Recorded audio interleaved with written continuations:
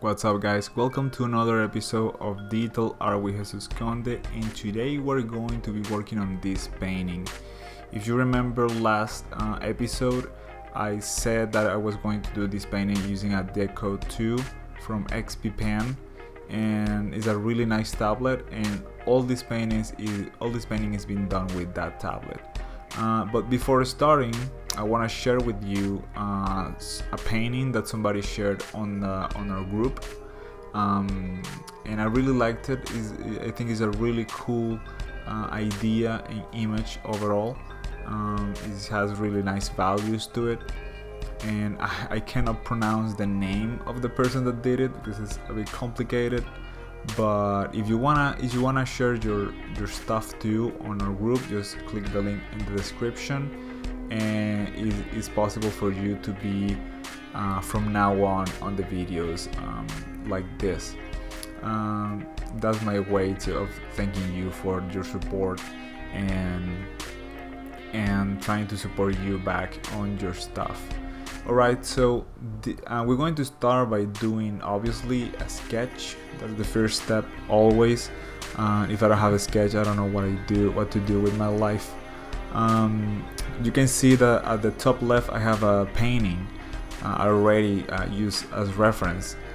That painting has been made by a guy called YouTube channel called Paint with Kevin, and he makes these paintings on traditional art, and I think he uses oil painting, but the paintings are really cool and really nice, and I'm trying to do something similar but in digital. I'm using a more like a widescreen version of the painting, and obviously it doesn't have to be the same exact thing. I'm changing a lot of stuff on it, and right now I'm trying to define where the light is coming from. You see that white dot with the arrow, that means that the light is coming that way. That's the sunlight coming, and I'm using 100% all the time to paint right now.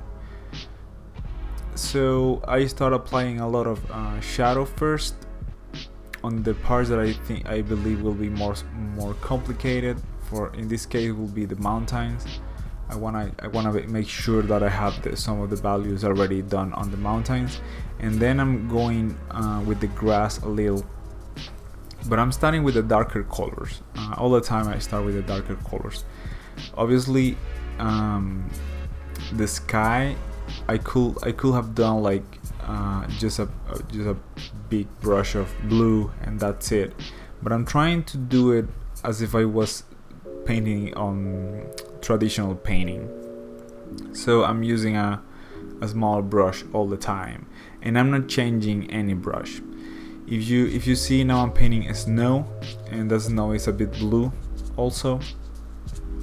I'm adding a little bit of white, obviously because of the light, but most of the snow is blue.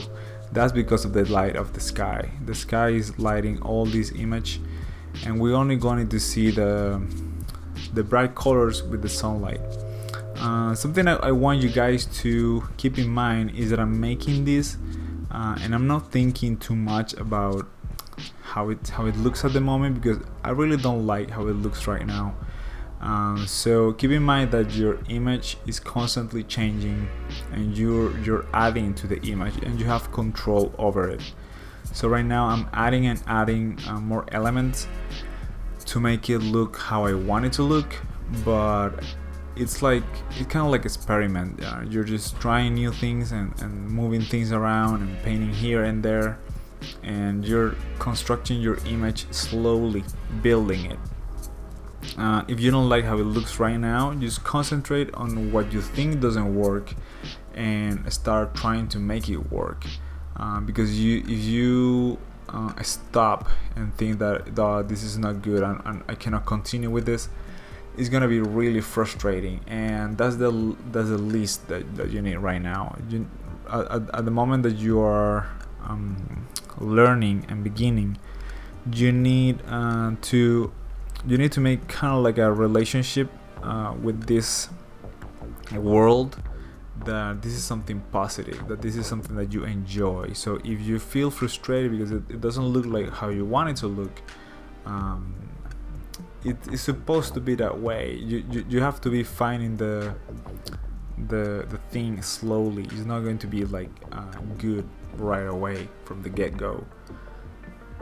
Alright, so right now I'm using 40% opacity, as you saw me pointing there. I did that because sometimes when I wanna erase some of the big strokes, I use 40%. But now I'm back in 100 and I'm painting big chunks of everything, adding as much as I can. If you notice, at the beginning I use a timer. I put it at 45 minutes timer. That means that I work 45 minutes on the sketch. Well, something like a sketch. Is very advanced actually, but for me it's kind of like a sketch thing. And then I will spend the same amount of time divided in 4 parts to do the detail. But right now I'm just concentrating on making as much as I can on those 45 minutes. Once I get that done, I'm feeling very relaxed, like I achieved something, and it's kind of like my way of working. I'm trying to do something that looks okay in that amount of time. Alright, so now we come to the crazy technique of dividing the image in 4 parts. Don't get scared, it's just 4 lines. If you're wondering how I got this perspective grid, you can check one of my videos. You can look for it. It's called Perspective Lines, and you can get them from there. There's a link to download them, or you can try to do them as I explain on the video, which is more difficult. But anyway, you can just download the lines and use it yourself. Alright, so the thing about this dividing the image in 4, you can do it however you want. Normally I just divide the image in 4, I then create a new layer and put like a just layer completely black. Then that layer make it like 50 or 60% opacity so I can see through a bit, and then collapse those 2 layers, the one with the all black and 50% opacity, and the lines that divide the image in 4. And then I cut one of the squares, but a bit more than the lines, so it is not like perfectly fixed on the lines, just a tiny bit more after the lines, so I don't get that really weird thing that looks obvious that I painted the image in 4 parts.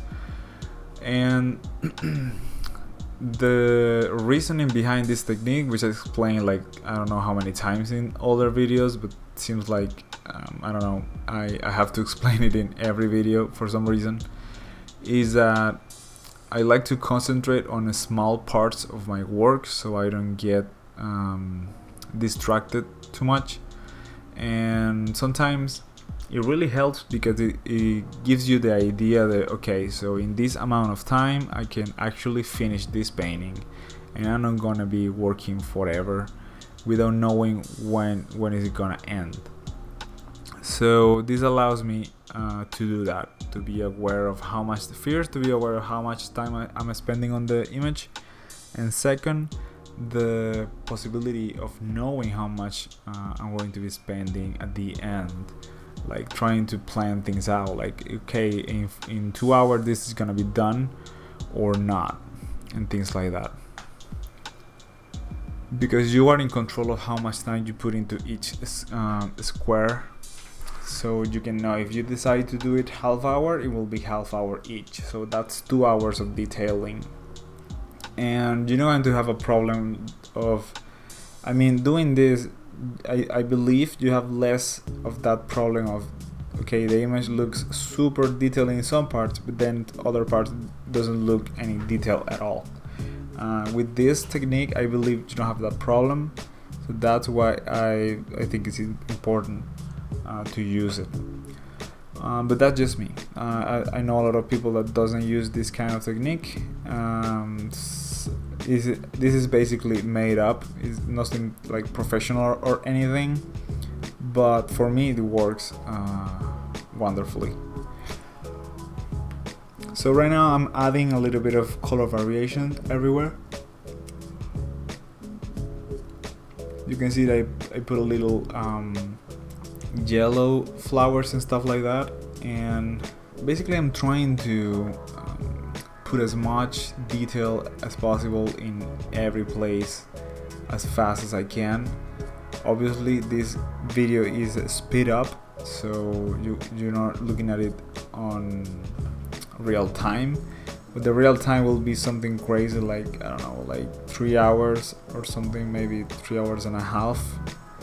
It could be, I think it could be, yeah, kind of something like 3 hours and a half, I believe. And nobody watches a video that long. I know it because of the one of the videos that I uploaded a couple of weeks ago about a monster's face. I got the metrics of the video, and obviously people is not that interested on watching videos for so much time. But yeah, that's the thing. And now what I'm trying to do is doing these videos more like time-lapse kind of thing, so you can see the whole process very speed up, and see that it's not that difficult really to make an image. It just takes time to do. Here I'm adding some lighter colors of brown because of the bounce light. You have light bouncing from other mountains around, and if they are the same color, what's gonna happen is that the color of your mountain is gonna pop up more. It's gonna be like more intense. Okay, so I turned the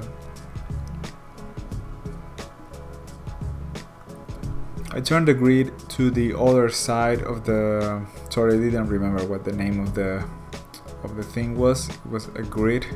I turned it to the other side so we could paint this other part of the image, and now I'm adding detail there, and it's basically more of the same. I'm not doing anything too different, but you can see how I'm trying. Here I'm struggling a bit with the grass, but I'm not too worried because I have the same amount of time that I took on the other parts. I got them. I got that same amount of time to do this part, and that means it's like about 45 minutes to do. So I have time to solve this problem. That's another thing that I like about this. If I get stuck, I have to solve it. I cannot just go to another place of the painting and have the satisfaction of finding something easier to do. No, I'm fixed on this part of the painting and I have to solve this part of the painting, and everything else is irrelevant right now. Sometimes I will jump to other parts if I believe I need some color in that part later, but right now I'm fixed on this part, and this part needs to get solved. So that really helps me to kind of like get more into detail with things, and not thinking about getting away putting detail in other parts that are more fun to do, or things like that. And this part needs to be done too, and I'm gonna work on it no matter what, because I have this time to work on this part of the painting. Here I'm adding a little bit of snow, as you can see, and yeah, a lot of color variation with the grass. Some grass is yellowish, some grass is more greener, bushes everywhere, and some branches. All the stuff makes the image looks more believable overall, and that's really important to sell the painting. Here I'm using really dark colors because I want to make that variation. Like, not all the greens can be the same. It will look weird. That doesn't happen. It really varies depending on what the plant is and stuff like that. Here I'm adding stuff. I believe if you put the image this way, if basically you're making like 4 small compositions, and helps you realized of stuff that is kind of like missing in the other, in each part of the image, in each square that you're detailing. So doing it this way for me makes it easier to think about stuff that I could add in some places that is not there yet, and things like that. And here I'm adding a little bit of dirt because it's necessary to have some color variation everywhere. And also I'm using a brush that has a little bit of color variation in it, so that makes it even more color variated, if that word exists.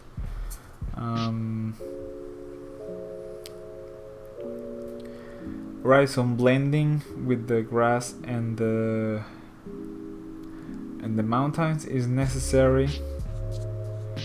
It's necessary too. And obviously some of the trees I have to like put more detail on the trees and make more bushes everywhere.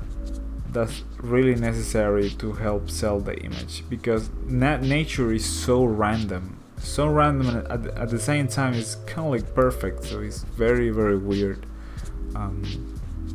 not controlled at all, because it looks good and it's basically like made randomly, which is really, really weird. So now I have to do those two squares, those two parts of the painting. Now I started with this one, and this one was really fun actually, because of that I'm adding here some warmer colors, kind of like it's supposed to be dirt, but I wanted to do like more vivid colors, more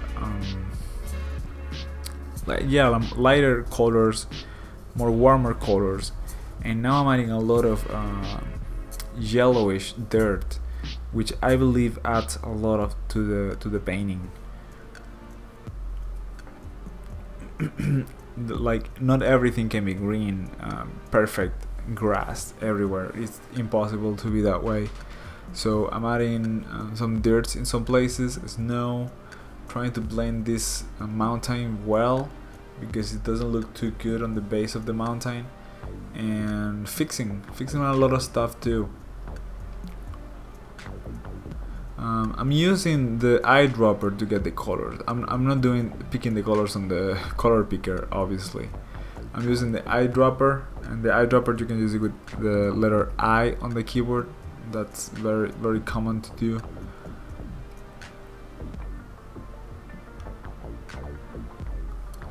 Another way of using the eyedropper is that if you're using B, which is the brush, and you press Alt key, you get the eyedropper instantaneously. And when you stop using the Alt key, you get the brush tool again, like by default. So that's good. Okay, so adding more and more plants everywhere, that's important. Here I try to add like a fallen tree somehow.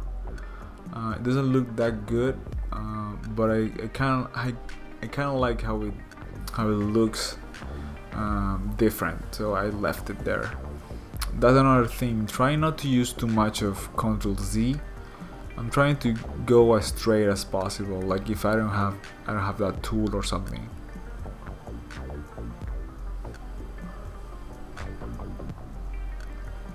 And obviously you cannot just leave those brush strokes in there without anything, because it's gonna be really, really weird. Adding brushes everywhere will make it seem more blend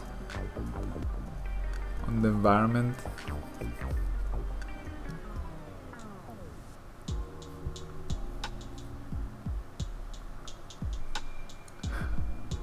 Here I wanted to do that, even that I was working on that side, on the other side of the painting. I wanted to do that of adding a small fog in there. It seemed important, because right now it looked too monotonous, too flat, the mountains didn't look interesting at all, in my opinion. So that's why I did that there, to add a little bit of atmosphere and mystery to it.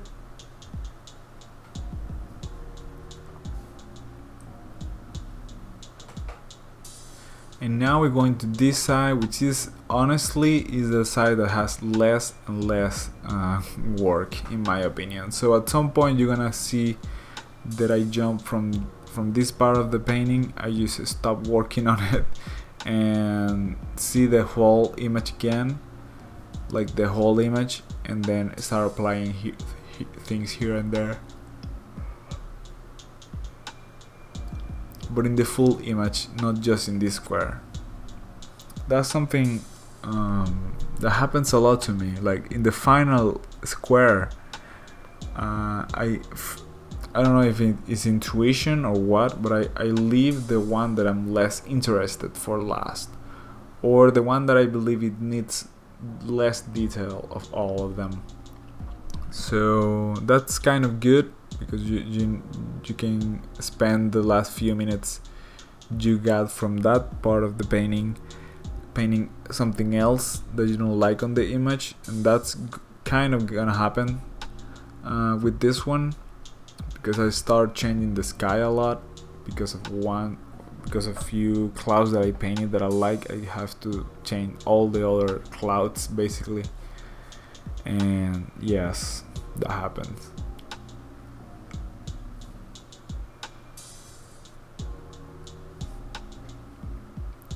Alright, so I'm adding a lot of if you noticed, the detail is basically an illusion of that there's some detail in here. There's not really any detail at all. If I wanted to really put detail on this image, I will make the double of squares and probably paint about 8 to 10 hours to have a really nice detailed painting. But that's not the goal with this one. I believe that you have to do the paintings depending on the format that you're gonna use, meaning it's gonna be printed and how big it's gonna be printed. It's gonna be printed like huge, then you detail, but you're not gonna print it so big it doesn't need too much detail at all. So that's something that I think we should all keep in mind. And this is what I was talking about. I was doing these clouds and I'm like, okay, I like this cloud, so I should do the same clouds everywhere, right? But those clouds are in the other squares, so I'm like, fuck it, I'm going to paint that kind of effect in all the others. But then I realized that the clouds are so different that I basically need to change the sky and change the cloud shapes, make it more soft overall, and that changes the image completely. Makes it look completely different.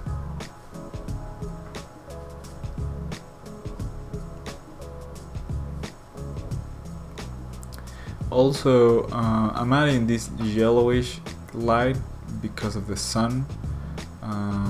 That doesn't happen that way. It doesn't look like that in real life too much, at least not when the sky is that blue. But I really like the result of it. So this is it, guys. Thank you very much for your support. If you have any questions or comments, leave it on the section below, and there you have my Twitter and my Instagram account links, also the group if you want to share your art. Thank you very much. See you next time.